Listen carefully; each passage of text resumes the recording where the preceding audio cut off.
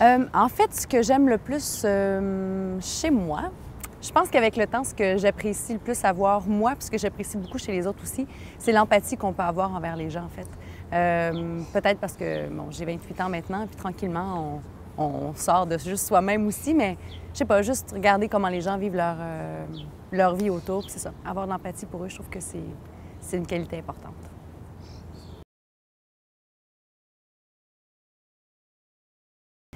Une des choses que j'aime le moins, en fait, de chez moi, c'est une qualité que je valorisais énormément avant. C'est mon esprit de compétition, ce qui est vraiment bien là, dans la vie d'avoir ça, mais à un moment donné, je trouve que ça devient malsain de...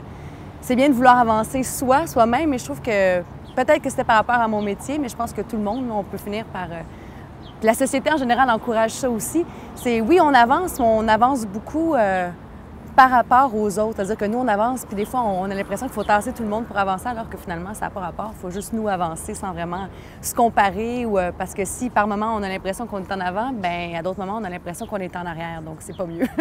Donc, juste c'est ça, juste nous faire notre petite affaire, puis apprécier ce que les autres font, mais nous rester focusés sur ce que nous, on a à faire, puis où on est rendu dans notre vie par rapport au bagage qu'on avait au départ.